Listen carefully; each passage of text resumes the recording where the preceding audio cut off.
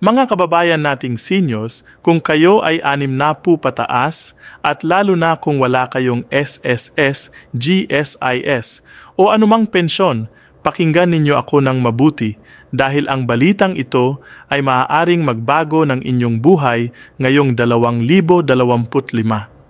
Mayroong usap-usapan tungkol sa universal pension na 12,000 piso at marami ang nagsasabi na isang valid ID lang ang kailangan para makuha ito.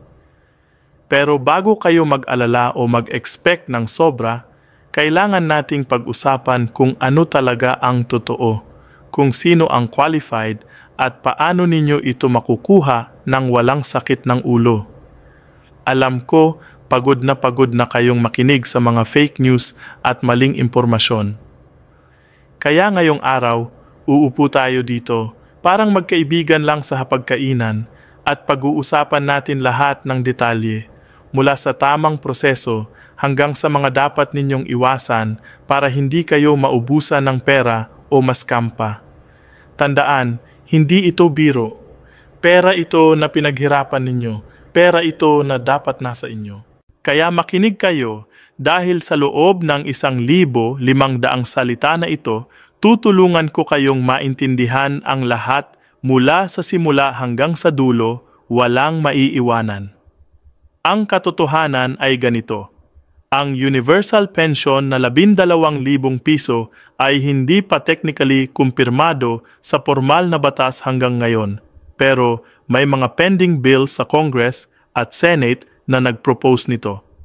Ang layunin ng universal pension ay simple lang. Bigyan ng monthly ayuda ang lahat ng senior citizens na 60 anyos pataas na walang SSS, GSIS o anumang government pension.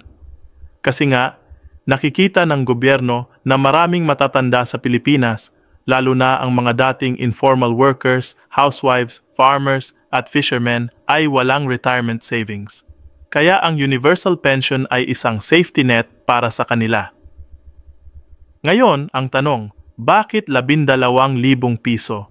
Ang numero na yan ay base sa mga proposal na nag-compute ng minimum cost of living para sa isang senior. Hindi ito sobrang laki, pero sapat na para sa basic needs, gamot, pagkain, kuryente. Anong pinakamagandang balita kung sakaling maipasa ito, ang requirements ay napakasimple. Philippine ID o kahit anong valid government-issued ID, proof of age na 60 pataas kayo at proof na wala kayong existing pension mula sa SSS o GSIS. Walang mahirap na papel, walang komplikadong proseso, walang bayad. Pero huwag kayong magmadali dahil kailangan pa nating pag-usapan ang mga detalye na hindi sinasabi ng iba. Una, pag-usapan natin ang timeline. Kailan ba talaga ito magiging available? As of ngayong Nobyembre 2025, ang Universal Pension Bill ay nandoon pa rin sa deliberation stage. Ibig sabihin, hindi pa ito batas. May mga senators at congressmen na sumusuporta pero kailangan pa ng budget allocation, ng final approval at ng implementing rules and regulations mula sa DSWD, ang Department of Social Welfare and Development, na malamang ang magiging in charge sa distribution. Ang realistic expectation kung sakaling maipasa ito ay maaaring mag-start ang pilot rollout sa late 2025 or early 2026. Kaya kung may nagsabi sa inyo na available na ngayon, huwag agad maniwala. Malamang scam yan o misinformation. Ang dapat ninyong gawin ngayon ay maghintay ng official announcement mula sa DSWD website, sa news o sa mga barangay halls ninyo. Ang barangay officials ay magiging frontline sa pagbibigay ng impormasyon, kaya magtanong kayo sa kanila ng direkta. Huwag umasa sa Facebook posts o sa mga text messages na walang source. Ngayon, pag-usapan natin ang mga requirements ng mas detalyado. Una, kailangan ninyong patunayan na kayo ay 60 taong gulang o mas matanda. Ang pinakamagandang dokumento para dito ay birth certificate from PSA, pero kung wala kayo, pwede rin ang baptismal certificate, voter's ID o Senior Citizen ID. Pangalawa, kailangan ninyong magpakita ng valid ID. Pwede ang postal ID, PhilSys ID, driver's license, o kahit anong government-issued ID na may picture at signature ninyo. Pangatlo, at ito ang mahirap para sa iba, kailangan ninyong patunayan na wala kayong existing pensyon. Paano?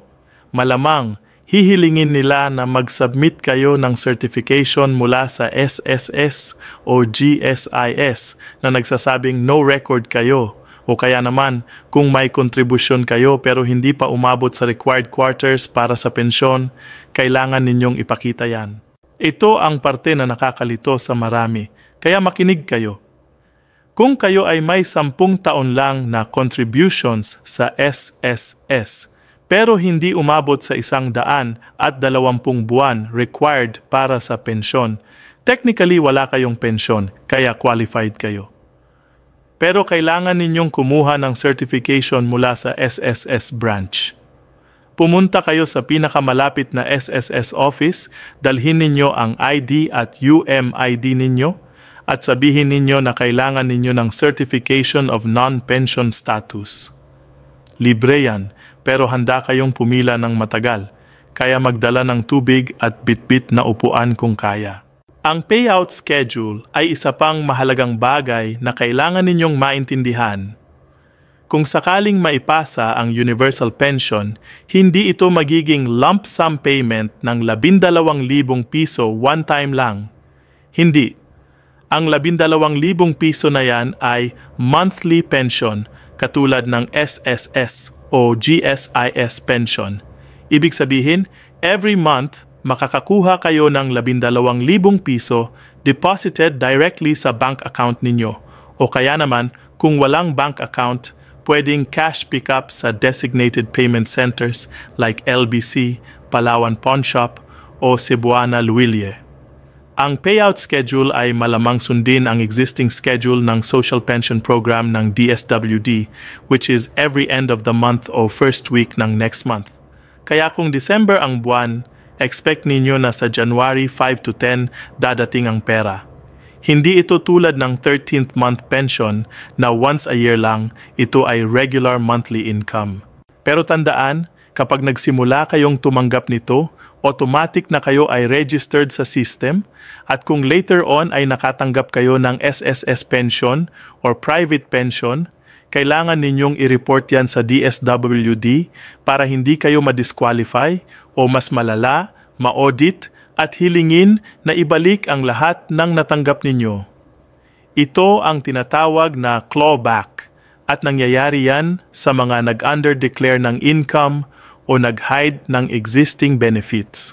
Speaking of clawback, ito ang parte na hindi madalas banggitin ng iba. Ang universal pension ay means-tested, ibig sabihin kung sa tingin ng gobyerno ay kaya ninyo na ang sarili ninyo, halimbawa may anak kayong nag-a-abroad at regular kayong tumatanggap ng padala o may rental property kayo, pwedeng tanungin kayo ng additional documents at worst case baka hindi kayo maging qualified. Kaya ang best practice, maging honest sa lahat ng sinasagot ninyo sa application form. Kung may regular income kayo from other sources, sabihin ninyo. Mas mabuti na ma-disqualify ng maaga kaysa ma-audit later at manghingi ng refund ang gobyerno. May kakilala ako, isang lola sa Bulacan na nag-receive ng social pension for 3 years tapos na-audit kasi may nakatago siyang business permit for a sari-sari store. Pinababalik sa kanya lahat. 20,000 piso kada taon times 3 taon, 60,000 piso total. Imagine ang sakit nun. Kaya huwag magtago ng impormasyon. Transparency is key. Pag-usapan din natin ang tax implications. Ang magandang balita, ang universal pension, tulad ng lahat ng government social pension sa Pilipinas, ay tax-free. Ibig sabihin, ang 12,000 piso na yan, buo at buo na yan. Walang withholding tax, walang deductions. Pero ang kailangan ninyong bantayan ay kung meron kayong ibang income sources like part-time work o business, baka kailanganin pa rin ninyong mag-file ng tax return. kahit na ang pension mismo ay exempt. Kausapin ninyo ang BIR kung may katanungan kayo, pero generally, kung ang sole income ninyo ay ang universal pension lang, wala kayong tax liability. Ang kailangan lang ninyong bantayan ay ang proper documentation. Itago ninyo lahat ng resibo, lahat ng certification, lahat ng deposit slips dahil kung may tanong ang DSWD o BIR in the future, kailangan ninyong makapag-present ng proof. Ngayon ang mga practical tips para sa inyo na gusto talagang makakuha nito. Una, mag-register na kayo ng PhilSys ID kung wala pa kayo. Ito ang Universal ID ng Pilipinas at siguradong kailangan ninyo ito in the future para sa lahat ng government transactions. Ang registration ay libre at pwede kayong pumunta sa mga designated registration centers sa munisipyo o barangay ninyo. Pangalawa, mag-open na kayo ng bank account ngayon pa lang. Hindi kailangan malaki ang initial deposit, 100 piso lang minsan, pwede na. Ang recommended banks ay Land Bank o DBP kasi sila ang usual partners ng DSWD for payouts. Kung hindi kayo makapunta sa bangko dahil sa edad o kalusugan, pwede ninyong ipunta ang anak o apo ninyo as authorized representative basta may special power of attorney na notarized. Pangatlo, pumunta na kayo sa barangay hall ninyo at magtanong kung may listahan na ng potential beneficiaries. Minsan kasi ang DSWD ay gumagamit ng existing database mula sa barangays, kaya kung nakapangalan na kayo doon, mas mabilis ang proseso. Isa pang tip, huwag kayong magbayad ng kahit ano. Ang Universal Pension Application, kung sakaling maging available, ay 100% libre. Walang processing fee, walang application fee, walang bayad sa DSWD o barangay. Kung may nagsabi sa inyo na kailangan ninyong magbayad ng 500 piso o 1,000 piso para mabilis ang proseso, scam yan. I-report ninyo sa barangay captain o sa pulis. Maraming nangungutong sa mga matatanda, lalo na sa mga hindi marunong gumamit ng internet o walang kaalam-alam sa proseso. Kaya mag-ingat at huwag magtitiwala sa kung sino-sino lang. Ang mga tunay na government programs ay pinupost sa official websites at sinisend ang announcement through official channels. Kung may duda kayo, pumunta kayo mismo sa DSWD Regional Office o sa barangay, huwag umasa sa mga messenger o middleman. Para sa mga may SSS pero hindi pa qualified for pension dahil kulang ang quarters, may good news din. Pwede pa kayong mag-contribute voluntarily kahit retired na kayo para maabot ninyo ang 100 at 20 buwan na kinakailangan. Ang minimum contribution ay around 1,000 piso kada buwan at pwede kayong mag-advance payment ng multiple months. Compute ninyo kung ilang months pa ang kulang, halimbawa 20 months na lang, tapos bayaran ninyo yan in advance. Pagkatapos, pwede na kayong mag-apply ng SSS pension, which is usually mas mataas pa sa 12,000 piso depending sa contributions ninyo. Kaya kung may budget kayo, consider ninyo itong option.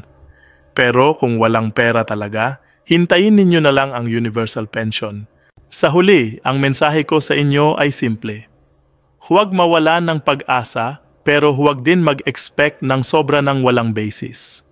Ang universal pension ay isang magandang programa at kung maipapasa ito, talagang makakatulong ito sa milyon-milyong Pilipinong seniors.